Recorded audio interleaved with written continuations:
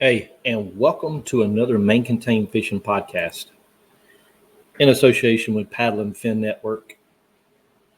On today's episode, we are going to talk about finding the best honey holes here in Southeast Georgia to kayak bass fish. So stay tuned and we'll get the show started.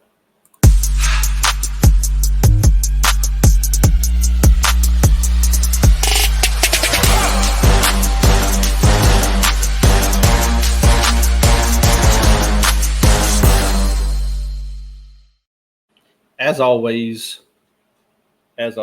like, subscribe.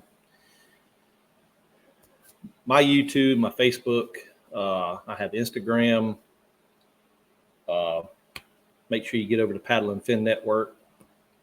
Find them on YouTube, Facebook, Spotify, all the audio media outlets there are to stream and to listen while you travel. So we are going to discuss where and when you come to the state of Georgia, especially in the Southeast, where you can find the best honey holes to fish. So we'll be right back after the show.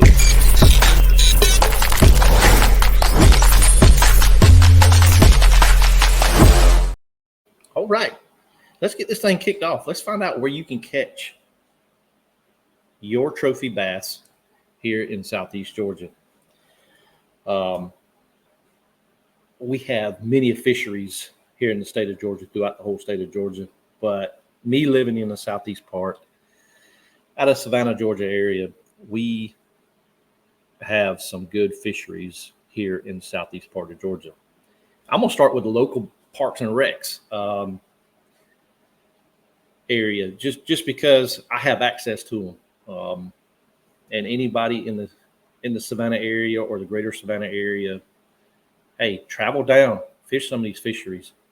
We have some good fisheries here that Chatham County Parks and Recs has, one of the most, and it's a little finicky, but you can always find a guy that's always fishing there that will tell you how to catch these bass out of Lake Mare. Lake Mare is located off of East Montgomery Crossroads in Savannah. You can find this stuff on YouTube. We're talking about a nice public fishing park that is ran by a county government, and it has monster bass in it. I've seen some 7, 8, even 10 pounders come out of there. In my experience, what I like to fish with in Lake Mare, it depends on what type of year. This year, going into late summer, our days here in Georgia are extremely hot right now. So I would suggest maybe throwing some big worms, deep diving crankbaits, maybe some finesse stuff. Shaky heads, Ned rigs, drop shots. I know in particular a guy I fish with a lot, Cleveland Walker. He's been catching them on frogs, fishing next to the bank. This place, the bank kind of drops off real steep, real quick. Got a lot of, I call them elephant ear plants. I don't know what they're actually called, but I call them elephant ears because they look like big elephant ears. But these fish that get tucked underneath them root systems, and throwing that frog in there and just bank beating that frog is something that he enjoys. Cleveland's a heck of a fisherman, and he catches some big bass out of Lake Mare. Moving on to another area, it's right down the road from me, right here by my house. I'm less than 2 miles from it. Is El Scottsdale Park, also ran by the Chatham County Parks and Recs. Got a lot of submerged grass. I got on a chatterbait bite there one day, and boated about 4 or 5 fish that average weight probably about 2 to 3 pounds. But a couple years back, I was throwing a jig in there, finesse jig, and ended up catching one about 6.5. But yeah, these local parks that you have around your area, or if you're traveling in the southeast part of Georgia, look them up. They are great fisheries. They're great to have in your backyard where you don't have to travel a whole lot, and they can produce big fish. In the kayak world, we go by inches, not pounds, but some of these fisheries offer 20, 21, 22-inch fish, which is a huge amount of length. They're lengthy, so yeah, just look them up. Just go to your internet, type in local parks and recs that have lakes around you. If you're traveling to the Savannah area or anywhere in the southeast, look me up. I will direct you. You can find me at SEGKBF.com and I will direct you to where to go. Just reach out to me. Like I said, you can find me on Facebook, Instagram, YouTube, things like that.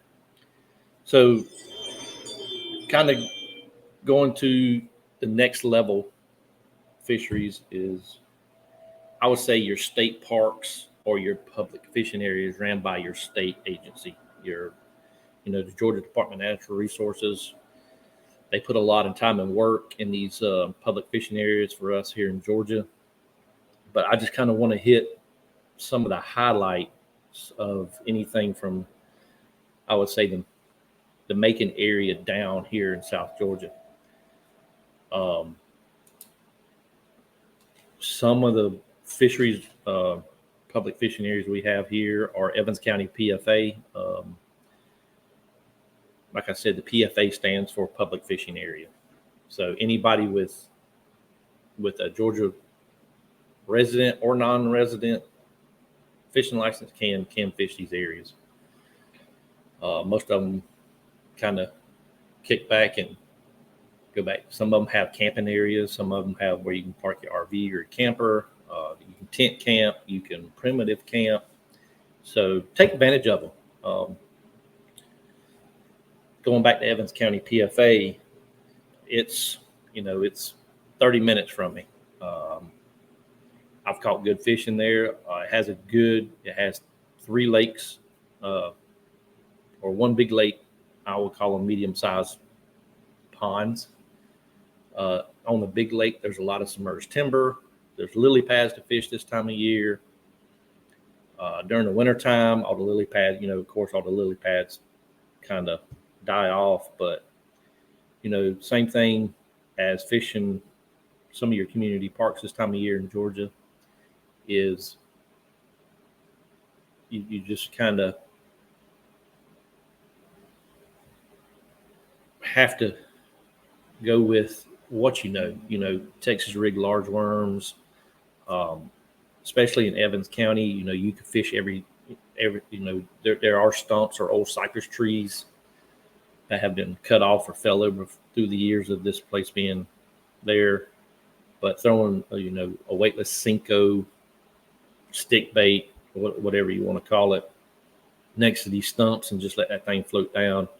My choice are, this water's dark, so black and blues,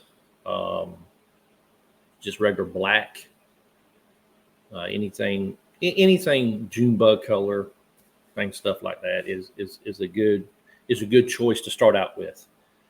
A lot of the fisheries that I have here in the southeast part of Georgia is dark water, dark tannic water. So you're talking a lot of black and blues, a lot of June bugs, a lot. I use pinks, whites, things like that. So not a whole lot of tackle to carry with you either. You can carry a couple rods. I would probably carry a medium heavy, Casting rod, maybe a 6.3 gear ratio or 7.2.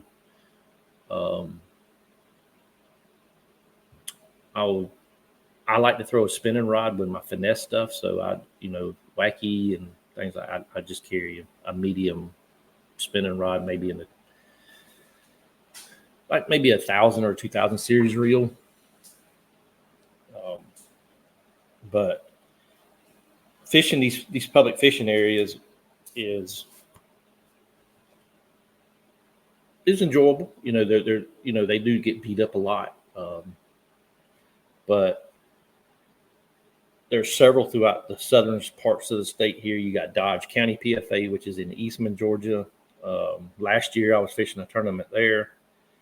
I was throwing a Texas rig pegged stick bait in South African color, which is a black and blue with silver and red flake. Ended up boating a big fish for the tournament at 22 inches. But yeah, it's, you're fishing these public fishing areas. There's a lot of information out there that people put out on YouTube or even on their websites that if they write about them. Or you can just reach out to some people that fish the area a lot, and most of the time people will tell you what are good baits for what time of year around here. Another good PFA is Ogeechee PFA. Going back to Dodge for a minute, Dodge, Ogeechee, Silver Lake or Panic Pond are all managed heavily. So the state of Georgia has put that in place because they're trying to grow big bass, right? Yeah, everybody's trying to grow big bass nowadays.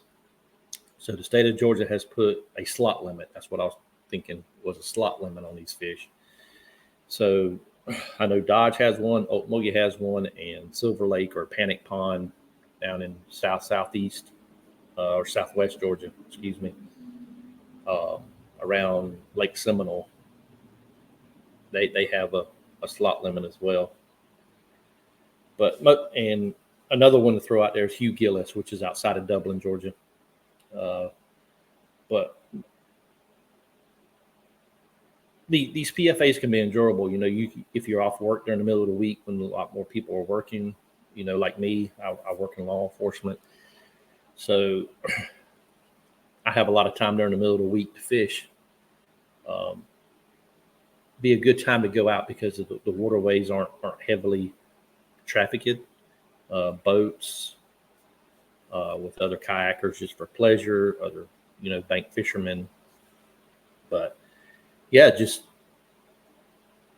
go to your local natural resource page at whatever you get information off of. But in Georgia, it's the Georgia Department of Natural Resources. It tells you a lot of information. It tells you a lot of places to fish and things like that.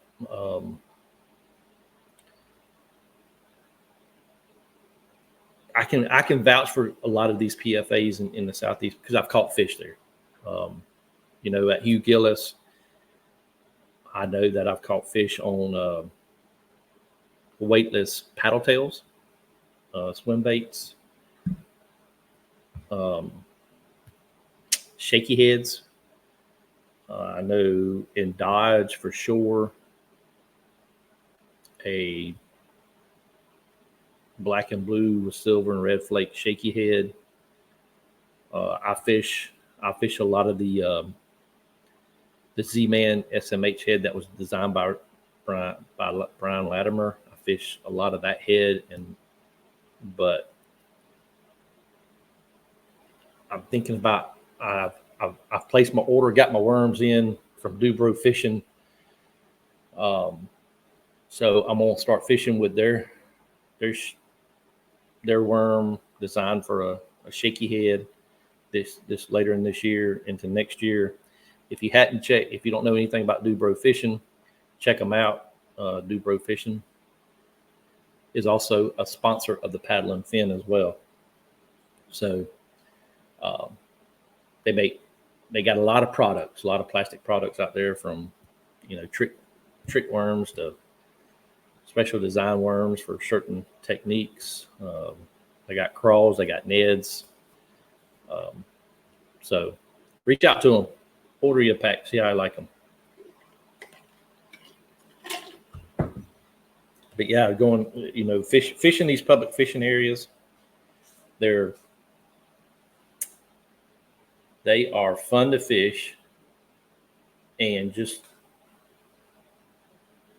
if you don't have a whole lot of time to travel, it is the best to look around the area, your area, and just go fish them areas, because they can produce big fish. Some of the other areas I like to fish down here in South is rivers, smaller rivers. In particular, the Ogeechee River. A lot of people come down here during June, July, and August and fish it for red breast. It's a world. It's state known for red breast fishing. But I grew up on the Ogeechee River, fishing it with my dad, my grandfather, and my uncles. And literally the river is like less than a mile from my house here. And just want to kind of put this out. If y'all don't know, we were devastated here in the southeast Georgia with Debbie, with the flooding. And it moved on up to the coast of South Carolina and North Carolina and caused some flooding up there as well. But the water's finally receded down here where people can get back to living. There was a lot of houses flooded. So we just kind of want to, from the Man Contained Fishing Podcast, we want to say we are praying for you, and hopefully everything will get back to normal living conditions for everybody.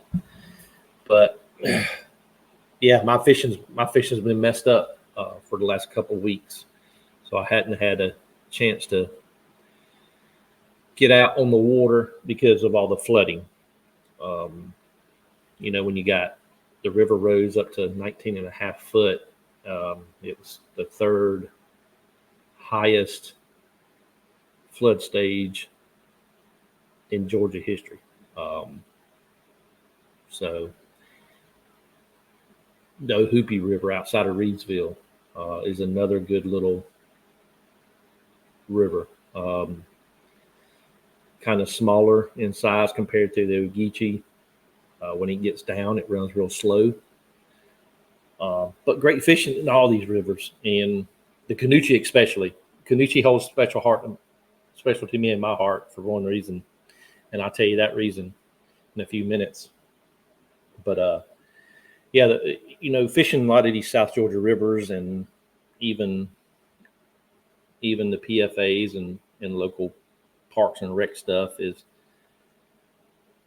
you just have to kind of go with what you know as a bass fisherman, and don't overthink it.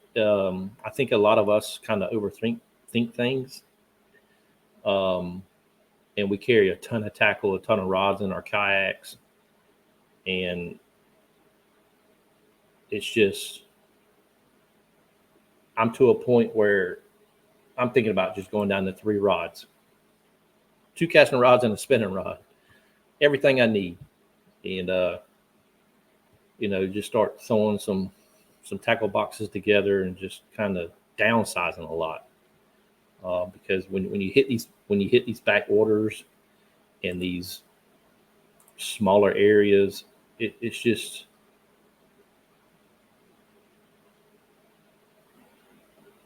a lot to carry and a lot to do.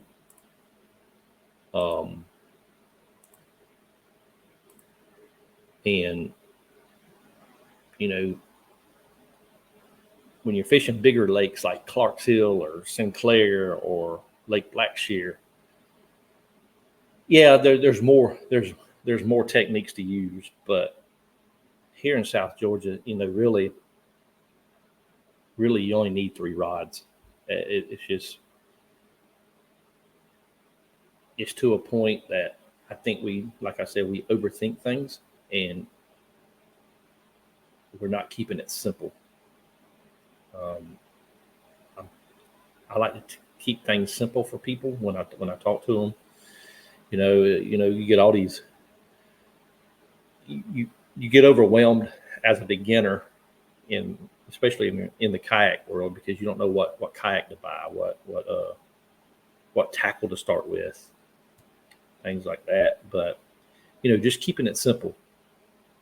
Carrying a medium heavy rod, casting rod, maybe carrying a medium casting rod, and then you got your spinning reel for your smaller stuff, for your finesse techniques. You can throw Texas rigs, you can throw crankbaits, you can throw small jerk baits if you just keep it simple, right? Like what we always said in school, keep it simple, stupid. Just trying to keep things simple for everybody. Like when I pull up the boat ramps at the river or at the lakes or just wherever I'm fishing at, people kind of look at me with a motor on a kayak, and they're like, hey, how do you like fishing out of a kayak? And I tell them it's real simple. You throw it in your truck, throw it on a trailer. Don't have to worry about putting that $4.19 worth of marine fuel in that motor. And you throw and go. I call it throwing and going. But yeah, it's just I like to keep it. I'm to a point now where I get tired of carrying, like I said, 10 rods with me every time I go fishing. So I'm just thinking about keeping it simple, keeping it real, and just catch fish and kind of get the word out there as a kayak angler here in Southeast Georgia. I live inland, but I have the coast next to me. So, but I don't saltwater fish, and I don't know anything about saltwater fishing. So I grew up freshwater fishing, and that's what I've stuck with in my roots. People say, well, why don't you go catch some redfish or some trout or some sheephead in your kayak? I was like, because I don't know anything about it.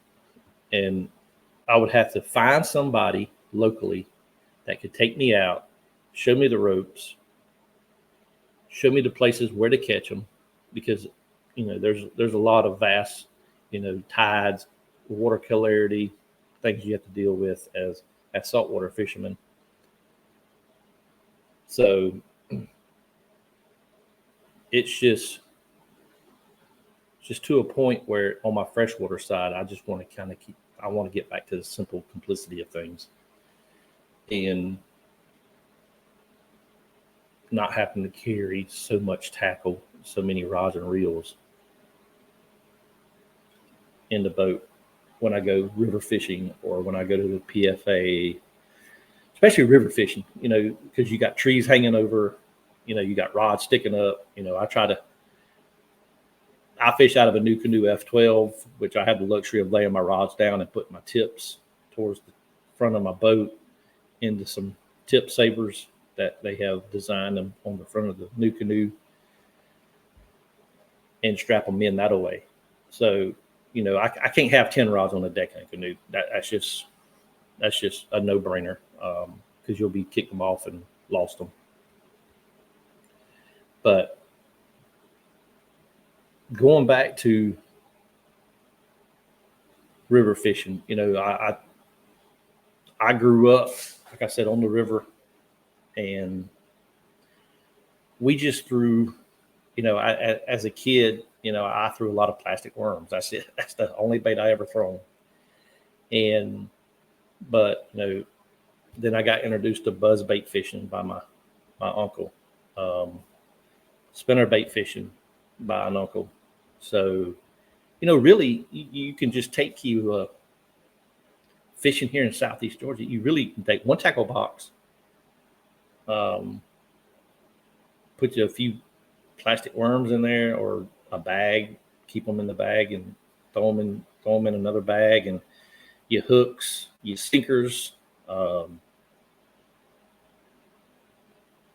Really, the only colors you really need are black and blue, or a June bug, or fishing these rivers down here in Georgia. Because really, that's all these dark rivers. That's the only things you're going to be throwing anyway. I'm not going to be throwing a crankbait inside of a river with a bunch of hangers, because I ain't going to be fighting getting unhooked from log jams and underwater structure like that in a river flowing with current. Spinner baits are good to throw on laydowns, especially whites,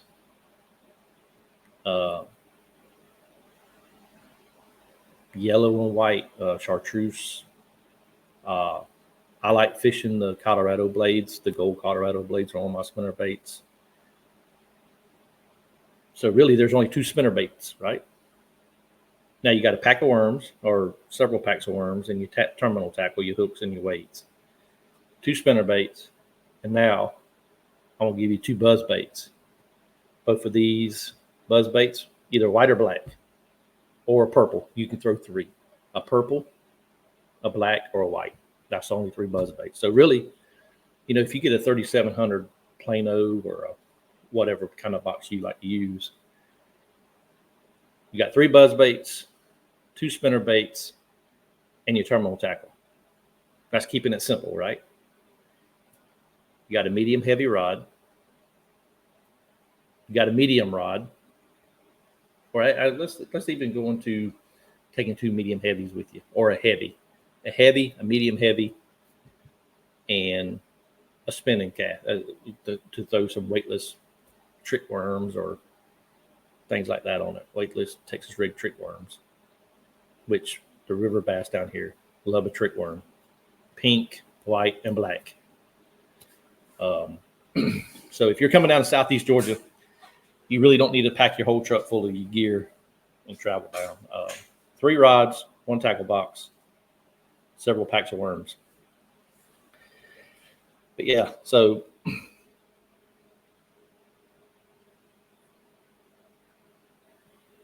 we've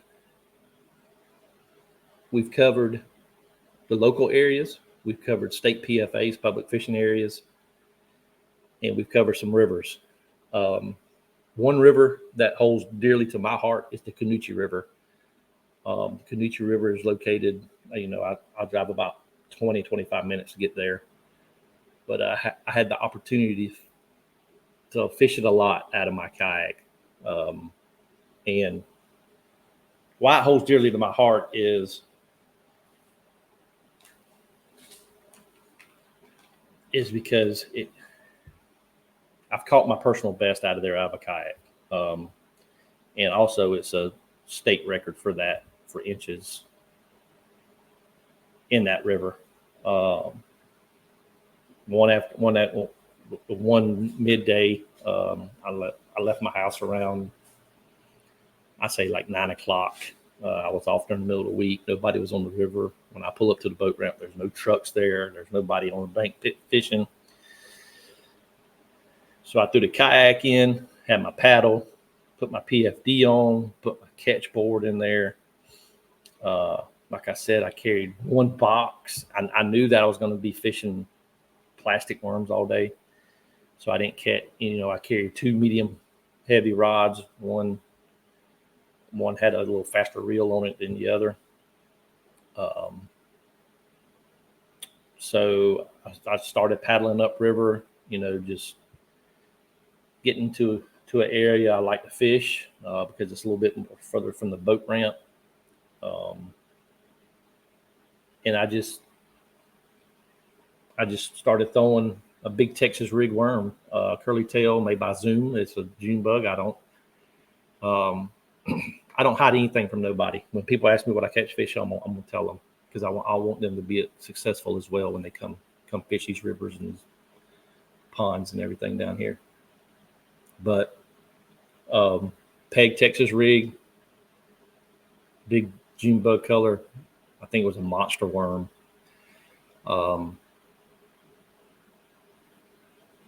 I caught one small fish, maybe like 15 and a half inches on one bank. Then I'm paddling upriver and just kind of casting here and there on some lay downs. And, you know, two fish you have to worry about in the river down here that they're good fighting fish, but they both have teeth. A jackfish, which is a chain pickerel, and a mudfish, which is, people call them grinnells. We call them mudfish down here, but I caught a couple of them on the way up and on the way back down. But they're fun to catch. I know some people eat the jackfish. I've heard people eating the mudfish, like maybe like a salmon patty or something, but I've never had it. I'll probably never try it either, not unless somebody cooks it for me. Yeah, so as I'm paddling upriver, there's a guy that owns a plantation back on the river on both sides, and he's built a big bridge. And I was paddling upriver. I was taking a picture of the river with the bridge in it and just being photogenic that day. And then I saw a tree kind of to my left that had a big stump, like a big root stump that was kind of exposed off the bank. The water was running around it, making what we call an eddy, and it was foam on the backside. Fishing these rivers down here, if you see foam, you need to throw the foam. That's a no-brainer here fishing these rivers in Southeast Georgia, because them fish will back up underneath that foam where that eddy kind of runs around that, and it creates a backflow. So when that water's running down, and say if this was the stump, and that water's running down, and it flows back around to the backside of that stump, that's where that fish is gonna stage at, because it's gonna wash bait fish, it's gonna wash crawfish, or any type of targeted lunch for them. So I threw that big Zoom monster worm Texas rig over there. And when I went to pull it the first time, I thought I was hung. And then I pulled it the second time and I saw the line start running upriver. I was like, that's got to be a jackfish or a mudfish. And when I set the hook on it, I was like, holy crap, I don't know what I got. And it took me for a ride in that F12 made by New Canoe. I think I was using a 6.6 medium heavy rod made by Lew's, and it had that thing bent double. I was like, crap, this thing's a big mudfish, and it would never come up. So I'm sitting there trying to paddle back and got the rod in one hand, and the fish was stripping a little bit of drag. So when I got the rod on my right side of my kayak, the fish kind of swirled and I saw the tail. I said, oh crap, that's a big bass. Man, a 50-year-old guy was like a little kid catching a 2-pound bass out of their granddaddy's pond. Man, I was hollering, hooping. If somebody was down on the river, they thought I was probably being killed or something like that. But so the fish makes another run behind me. So I wrap the rod around my head, get him onto the left side of the kayak, and she finally goes belly up. I said, well, she goes belly up on the water, get my dip net, I dip her, get her in the kayak, and I'm just astounded by the length of this fish. And so I get her on the catch board, I put her on the catch board, man, I'm shaking like nothing else. I'm just, my nerves are shot. I'm out of breath from hollering, heart beating out my chest.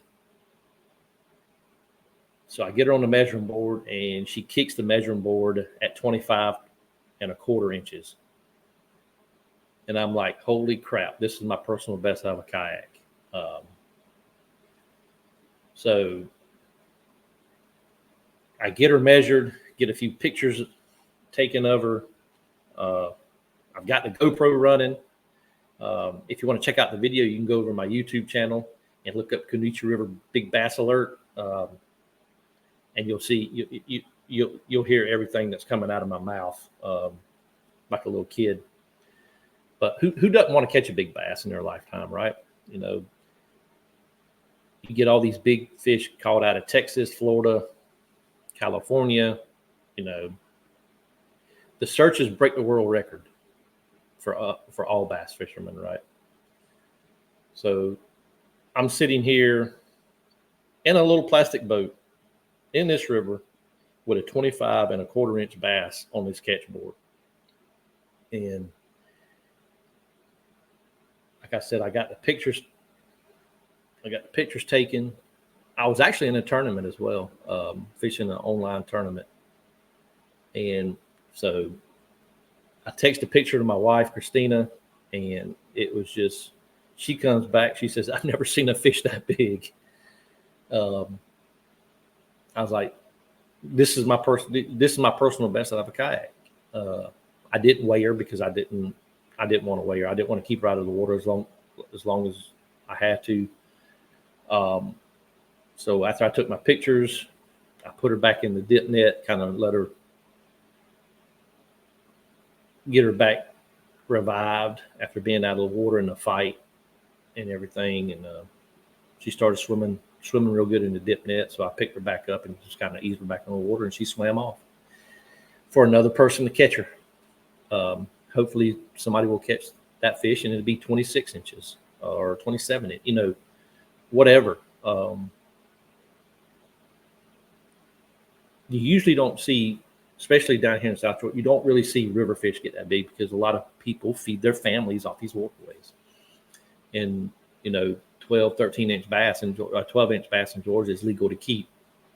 So, but yeah, I was graceful enough to submit that to the state of Georgia under the Angler Award, the Georgia Angler Award program. And as you can tell back here behind me, I've got my plaque right there. The 2022 Georgia Angler Award for 2022. And I was also, as far as lengthwise, I hold the record for that river at 25.25 inches. So I'm very proud of that as myself. I hope that one day everybody catches their personal best. It's going to take me a long time to break that, I think. Just because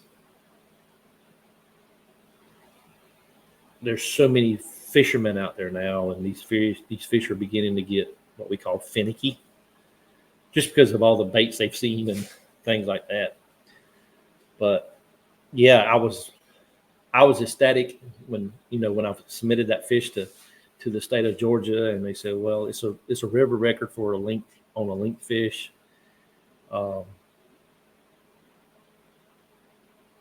So I had the opportunity to not only submit the fish, but also have the pictures to prove and the video to prove it, right? Yeah, everybody wants, well, you got pictures of the fish, you got video of the fish. Yeah, I got both.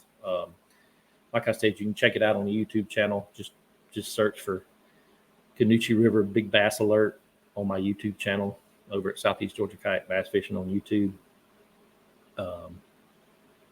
But yeah, we want to make knowledgeable to these areas in South Georgia, because people travel through here going to Florida, or traveling, taking their families on vacation, or just looking for different places to fish. And as an insight of South Georgia fishing, I wanted to kind of give you my insight of where to start at in this area. So, but yeah, it's exciting. All these places are exciting to fish because you never know what you catch. You know, most of these places have everything from bass to catfish to brim to jackfish to mudfish, whatever. So it's just, I just want to relay that information on to my watchers, my listeners here on the Main Contained Fishing Podcast, as well as Paddle and Fin network, because there's so many people that want to fish different areas. My goal in my life is to travel up north. I want to travel up north to catch a smallmouth. We do have smallmouth here in Georgia, but you have to go to North Georgia. But I kind of want to travel out of state because I want to experience some of the bigger smallmouth, right? A 6, 7 pound, 8 pound smallmouth. I don't know if they get that big or not, but that's my goal. I want to catch a smallmouth. Georgia does have 10 different species of black bass. And you can travel throughout the whole state of Georgia to catch these black bass species. Another one is the species is a shoal bass. The only area in the whole United States you can catch a shoal bass is Georgia. So these bass, the shoal bass, are particular or one of a kind of fish. So I wouldn't mind catching one and maybe getting a replica mount, that and a smallmouth replica mount made for my wall back here. I think that'd be cool. But yeah, just kind of recapping and summarizing, you know, this cast for you people is if you're looking for places to fish here in Southeast Georgia, contact me. You can reach out to Daniel at SEGKBF.com. You can go on my website at SEGKBF.com. You can find me on YouTube, Instagram, Facebook as well. But if you come down here, definitely look me up because I'll be glad to go fishing with you if I'm off that day. But it's a fun way to meet people and to collaborate with people, is to get the information out to all y'all that are listening, that are watching the podcast. So we at the Paddle and Fin Network, there's a series of us that are throughout the whole you know, we got guys out in Colorado, we got guys in West Virginia, North Carolina, even Canada, over in Wisconsin, Illinois, that way. So if you have any questions or looking places to fish in that area, just look these guys up. They kind of added me to the podcast this year. This is actually my second show on the podcast with the Paddle and Fin Network.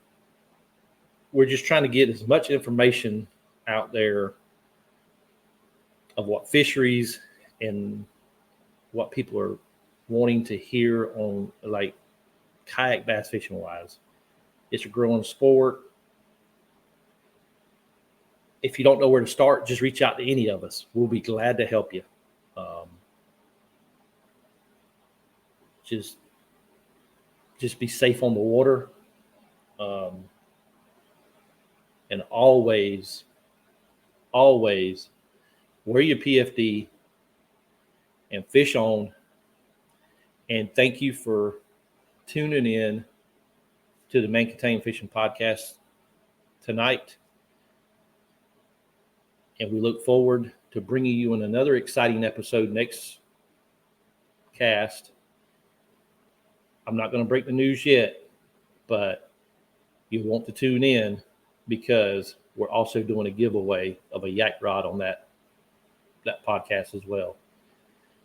So tune in next Thursday night, 7 p.m. on the Main Contain Fishing here and on the Paddle and Fin Network. And always wear your PFD and fish on.